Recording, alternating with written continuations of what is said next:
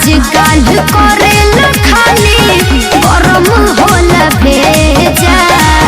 Ready हो के बोलो बम तू हो चल करे जा लेके जावा तानी बरे जा। हाँ लेके जावा तानी बरे जा। खाली झूठ बोले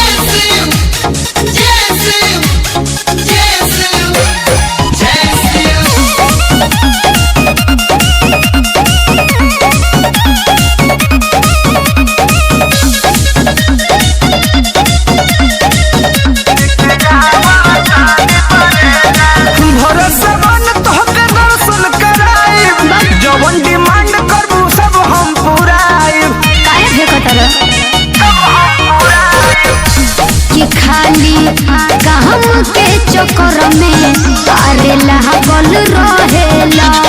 भक्ति कहीं करे के तो पागल कहेला। घर ही में रही कबले बहर कबले जा। रेडी हो के बोलो बम तू हो चल करे जा। अरे चुप रहो। लेके जावा तानी बरे जा। चला खाली फुसलावे ना। लेके जावा तानी बरे जा।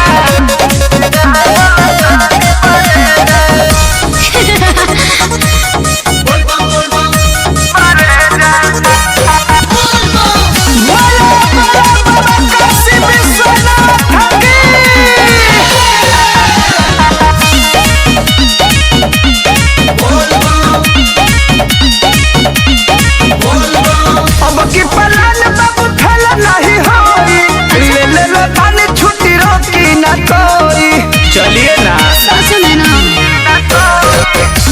तो नन्हे नीतीश सुनी राजा और मोद जी कर तानी हमरा बासे अनुरोध जी।